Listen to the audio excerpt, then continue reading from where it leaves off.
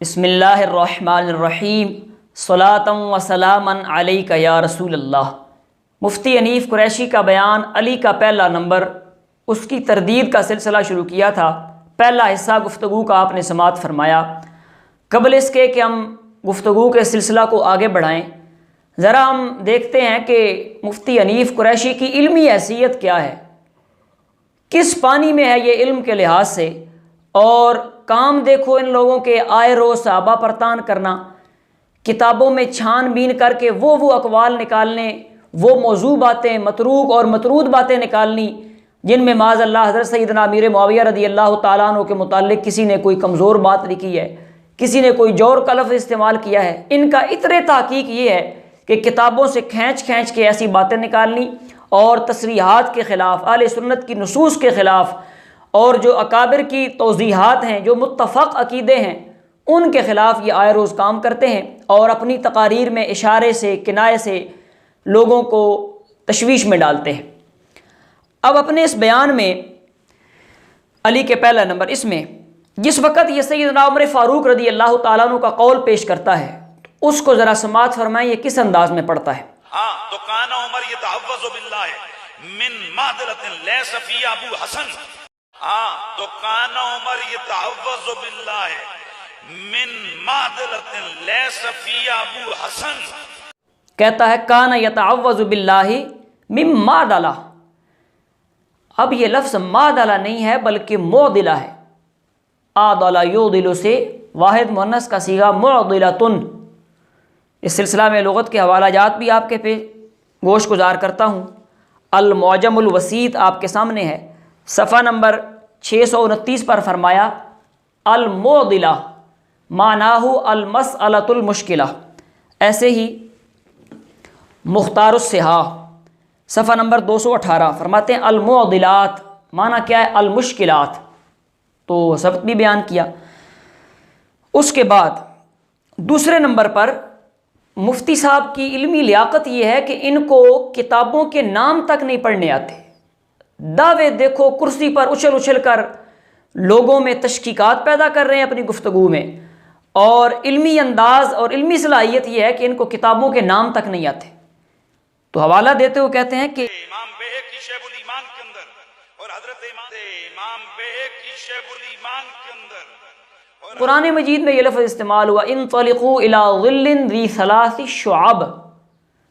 تو یہ شین کے ضمہ کے ساتھ ہے، یہ کتاب میرے سامنے ہے، اس کو بھی دیکھ لیں، لکھا ہوا ہے شعاب الایمان، اور اس کا معنی بھی شعاب جو ہے یہ الاغصان کے معنی میں ہے، ٹہنیوں کے معنی میں۔ مختار الصحاح صفحہ نمبر 171 الشعب ہی الاغصان۔ اور شیب جو ہے یہ پہاڑی راستے کو کہا جاتا ہے، جیسا شیب ابی طالب۔ آپ بتائیں یہ شیب الایمان پھر کیا معنی بنے گا کتاب کے نام کا؟ اس کے بعد تیسرے نمبر پر کتاب کا نام صحیح ہے مستدرک علی الصحیحین یا مستدرک للحاکم، اس میں مفعول کا صیغہ، لیکن مفتی صاحب اس کو کہتے ہیں کہ اور حضرت امام حاکم مستدرک کے اندر، امام حاکم مستدرک کے اندر مستدرک میں لکھا ہے۔ مفتی صاحب رضویہ کے کسی طالب علم سے آپ صرف و نحو کا تکرار ہی کر لیں، کہاں وہ آپ کا مقام کہ جس وقت آپ نے مناظرہ جیتا تھا، اور آج اس کالے ماحول کا اور ان عقائد کی ترویج کا یہ صلہ اور یہ فیض آپ کو ملا کہ آپ کو کتابوں کے نام تک نہیں آتے۔ اب بتائیں کسی سے آپ مناظرہ کرنے کی صلاحیت رکھتے ہیں؟ وہ یہ آپ کو اگر مخالف کہہ دے کہ آپ کو تو کتابوں کے نام تک نہیں آتے، تو یہ بھی میں آپ کو دکھا سکتا ہوں۔ ویسے بات واضح ہے، مستدرک اس میں مفعول کا صیغہ استفعال سے، المستدرک را پہ فتح ہے۔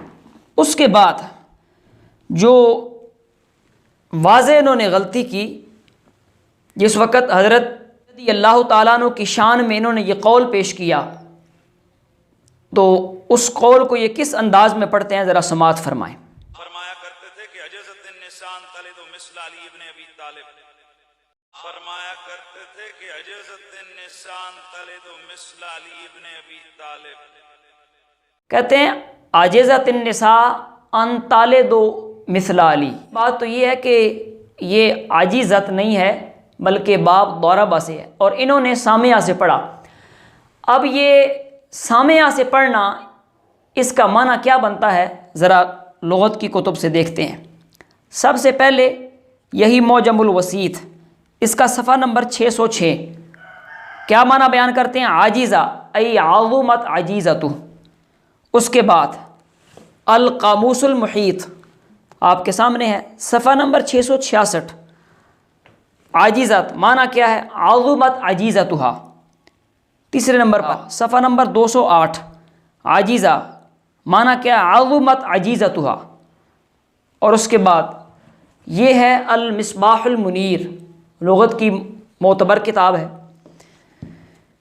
اس میں یہ ابن عربی کے حوالہ سے فرماتے ہیں کہ لا یقال عجز الانسان، یعنی یہ بات نہیں کہی جاتی الا اذا عظمت عجیزتہ، مگر جب یہ والا معنی پایا جائے، یعنی عظمت عجیزتہ، یہ جس وقت بیان کرنا ہو تو تب اس باب کو سامعہ سے لائیں گے۔ اب یہ عظمت عجیزتہ یا عظمت عجیزتہا، اس کا معنی کیا بنتا ہے، یہ معنی مفتی صاحب بتائیں گے، یا جو دوست ڈکشنری دیکھ سکتے ہیں وہ اس سے خود دیکھ لیں۔ تو انہوں نے اس باب کو سامعہ سے پڑھ دیا، عاجزۃ النساء، اور النساء پر انہوں نے وقف کر دیا۔ اگر یہاں پر بھی کوئی اعراب پڑھتے تو یقیناً جس طرح انہوں نے پہلے گل کھلائے ہیں، یقیناً وہ بھی یہاں ہی وہی گل کھلاتے ہیں۔ اب آخر پہ جو سب سے فوش غلطی انہوں نے کی، ان جو ہے یہ مشہور و معروف بات ہے، جو منظوم عوامل بیان کیے گئے ان میں بھی لکھا ہوا ہے ان ولن پس قیاز ان این 4 حرف معتبر نصب مستقبل کنن این جملہ دائم اقتدا، کہ یہ 4 حروف ناصبہ ہیں، یہ جب مستقبل پر داخل ہوتے ہیں تو نصب دیتے ہیں۔ قرآن مجید میں بھی یہ استعمال ہوا، تو یہ اس کو کیا پڑھ گئے ہیں، ان تالدو۔ مفتی صاحب یہاں پہ ان بوڑھا نہیں ہو گیا بلکہ ان نے نصب دینی ہے۔ اور پھر وہ جو اوپر آپ نے پڑھا عاجزۃ النساء، تو یہ تو قرآن مجید میں بھی جب عاجزی کے اظہار کو اس باب سے ظاہر کرنا ہو تو قرآن مجید نے فرمایا، وہ قابیل کا واقعہ بیان کرتے ہوئے، اعجزت ان اکون مثل ھذا الغراب، وہ قابیل نے کہا کہ ہائے افسوس میں تو اس کوے جیسا بھی نہ ہو سکا۔ تو قرآن مجید میں وہ ماضی اس کی مفتوح العین ہے۔ تو کہاں ان لوگوں کا معیار دیکھو، ان لوگوں کی صلاحیت دیکھو اور ان کے کام دیکھو۔ ایک بندہ مجھے کہنے لگا تفضیلی کہ اہل سنت جو ہے وہ تیرے باپ کی کوئی کوٹھی نہیں ہے۔ اچھا، میں نے کہا میرے باپ کی کوٹھی نہیں تو تیرے باپ کی بھی بنیان کوئی نہیں ہے اہل سنت، اس کو پہن لو۔ اہل سنت و جماعت قرآن و سنت کی تشریعات کا نام ہے، اور وہ تشریعات کوئی کوکاف کوئی نہیں چلی گئیں، وہ کتابوں میں موجود ہیں، کتب میں لکھا ہوا ہے سارا کچھ۔ اگر تم دلائل کے لحاظ سے بات کرتے ہو تو پھر جس ترتیب سے دلائل ہیں اس ترتیب کو مد نظر رکھنا پڑے گا۔ مفتی صاحب سے ہم گزارش کرتے ہیں کہ مفتی صاحب، یہ جب سے آپ نے کالے کالے ماحول میں اور دھیمی دھیمی لائٹوں میں کالے کالے ممبروں پر بیٹھ کر کالے کالے عقائد کی ترویج و اشاعت کا کام شروع کیا ہے، اس وقت سے آپ کی صلاحیتیں کہاں پہنچ گئیں۔ ایک وقت وہ تھا جب آپ مناظرہ جیتے تھے، اور آج یہ وقت ہے کہ اہل سنت کے جگمگاتے ماحول میں، جگمگاتے اسٹیج پر لکھی ہوئی عبارت بھی آپ سے وہ درست نہیں پڑھنے ہو رہی، اور آپ ان تالدہ کو ان تالدو پڑھ گئے۔ تو بزرگوں نے سچ فرمایا تھا کہ حضرت امیر معاویہ رضی اللہ تعالیٰ عنہ ایک پردہ اور آڑ کی حیثیت رکھتے ہیں، ان کو جو پھیلانگے گا اور ان کی جو توہین کرے گا پھر اس کے قدم ٹکیں گے نہیں، وہ پھر آگے گزرتا جائے گا۔